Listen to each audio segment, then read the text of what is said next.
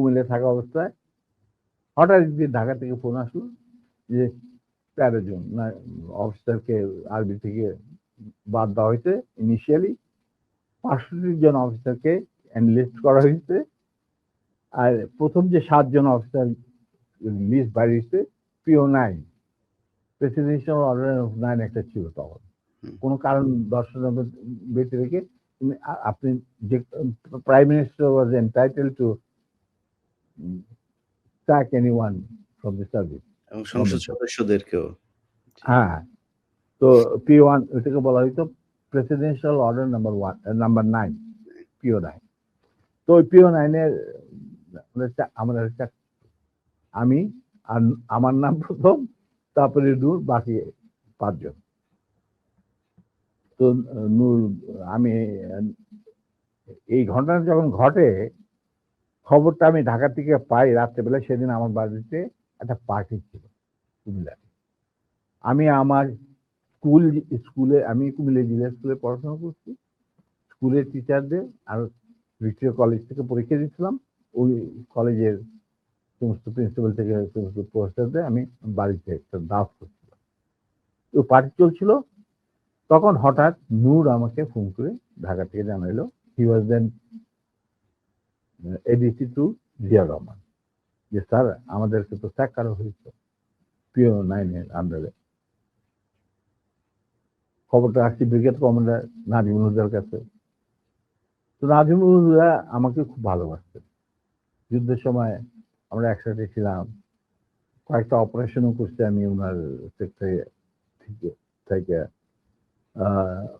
হি ওয়াজ এ fine man. উনি আগরতলা ষড়যন্ত্র কেসের মধ্যে একজন আসামি ছিলেন। যাই হোক, টু কাট ইট শর্ট, উনি এই ব্যাপারটাকে মানিয়ে নিতে পারেন। এর পরের দিন উনি আমাকে নিয়ে বললেন যে আমি যাচ্ছি ঢাকায় যে আসলাম।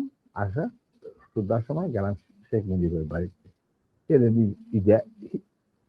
He also had an easy access to Sheikh মুজিবের house. গিয়া শেখ মুজিবকে একটা রেজিগনেশন লেটার দিয়ে বলো, sir this is a resignation I am serving, I am submitting. এটার official copy will come due process to due process. Mujibur Rahman was several class. এতে কি রাজু, তুই কেন? Sir I am no more interested. যেই আর্মিতে আমরা কোনো কিছু লোভে আমরা আর্মিতে চাকরি করি না, না পয়সার লোভে, না কুরগতির লোভে। আমরা শুধু আমাদের দেশের খেদমত করার স্বার্থে আর নিজেদের আত্মসম্মান বজায় রাখার জন্য আমরা ইউনিফর্ম ধারণ করি এবং ওত নিই। যেখানে আমাদের ইউনিফর্মের কোনো মূল্য নাই, আমি সেই আর্মিতে চাকরি করি। যদি আপনি আমার অনেক কাছের লোক, তবে আপনার প্রতি আমাদের শ্রদ্ধা থাকবে। এদের যদি আপনি চাকরি থেকে বাদ দেন, আমি সেই জায়গায় চাকরি করতে না। You become very emotional.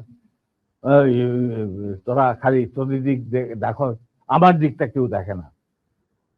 তখন উনি বললেন যে স্যার আপনার দিক দেখা আপনি যথেষ্ট, আর অনেক লোক আছে, বাস this is my final decision. তো আমরা বেরিয়ে আসছিলাম সালাম জানায়।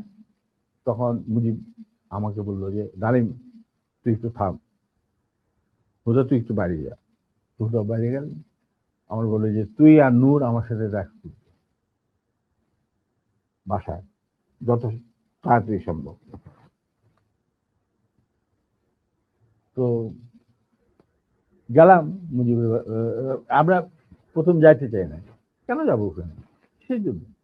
যাই হোক, আবার রিমাইন্ডার আসলো মুজিবের তরফ থেকে। তখন তো আর মানা করা যায় না। গেলাম, যাওয়ার পর that was the last meeting between us and between me and Sheikh Mujib পরিবার।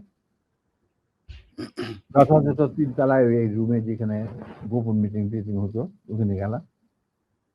রেহানা চাটা দিয়ে গেল, আমি নূর আর তো আমরা চাটা খেলাম। সেসব বলে দেখো বাবা, তোরা তোদের সাইডটা দেখা, আমার সাইডটা দেখা। আমার তো পার্টি নিয়ে চলতে হয়, আমি তো একজন রাজনীতিবিদ, পার্টি বাদ দিয়ে তো আমি চলতে পারি না। আমি স্যার, আমরা তো কোনো রাজনীতি ইনভলভ না। পার্টি কেন করে চালিত হয়, কিভাবে চলবে, সেটা এই সমস্ত ব্যাপারে আমাদের কোনো জ্ঞানই নেই।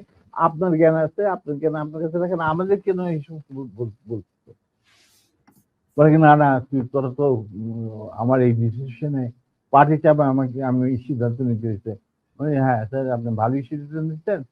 65 জন অফিসারকে চাকরি বার করে দিলে কি অসুবিধা হবে? আর্মিতে তো হাজার হাজার অফিসার আছে।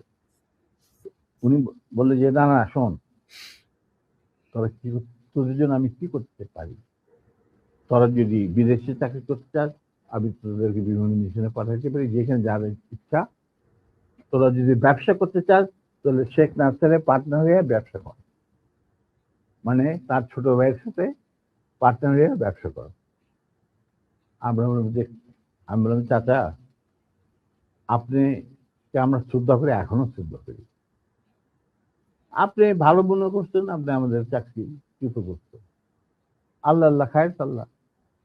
খাওয়া পড়ার জন্য আপনার ভাইয়ের সাথে মিলে ব্যবসা করতে হবে না আমাদের। আমরা ওইরকম পরিবার থেকে আসি নাই দুজনেই। এরা আল্লাহ চালাই নিবে, মালিক আল্লাহ, রিজিকের মালিক আল্লাহ। আর দ্বিতীয় কথা, বিদেশে চাকরি নেওয়া সেটাও সম্ভব না। আপনি সরকারের আন্ডারে আমরা আর চাকরি করতে পারবো না, কোনো ব্যাপারে। যদি পারেন ইউনিফর্ম ফিরিয়ে দেন, তাহলে আবার আমরা চাকরি দেবো, তাহলে দরকার কিছু। কিন্তু যার আগে একটা কথা বলে দিচ্ছি, এই যে আপনার পার্টি করতেছেন না, যারা আপনার কানে মধু ডালে সবসময়, যে বাংলাদেশ মানে মুজিবুর রহমান, বাংলাদেশের জনগণ মুজিবকে ভালোবাসে, মুজিব তাদেরকে ভালোবাসেন। আবার একই সাথে আপনি দেখেন যে টিকা গণভবনের দেওয়ালে যে মুজিব বলে কম্বল তোরা গাদি, এতগুলি কম্বল এলো, আমার কম্বলটা কই, সেটাও বাঙালি করে বাইরে পাঠাই হারামজাদা। এদের নিয়ে আপনার রাজনীতি করতেছে করেন। আবার টিকা দেখা যায় মুজিবের মাথায় গোবর, বুদ্ধি বলে কিছু নাই। আপনি আবার তোফাইল দিঘান, এই কথা জানলো কিভাবে জনগণ? তখন আবার তোফাইল কাজ এগুলি জানলি জলদি। চাচা, এই যে চাটার দল আপনার ঘিরে রাখছে, আপনি জানেন না, আপনি আজকে 71-এর আগে যে মুজিব আপনি ছিলেন, সেই মুজিব আজকে আপনি না। আপনাকে জনগণ কতটা যে ঘৃণা করে, আপনি যে জনগণ কত দূরে চলে গেছেন। আমরা মাঠে ময়দানে কাজ করি, আমরা জানি দিন একদিন আসবে চাচা, আগে হোক পরে হোক, দিন একদিন আসবে, যেদিন যখন গুলির বৃষ্টি শুরু হবে, সেই গুলিগুলো সব আপনি নিজেই ধারণ করতে হবে। আপনার চারিপাশে একজন লোককে খুঁজে দেবে। আসি, সালাম। মাত্র 30% টাকায় জমির মালিক হয়ে নতুন বাংলাদেশের গড়ে তোলার স্বপ্ন দেখা বাংলা বসতি।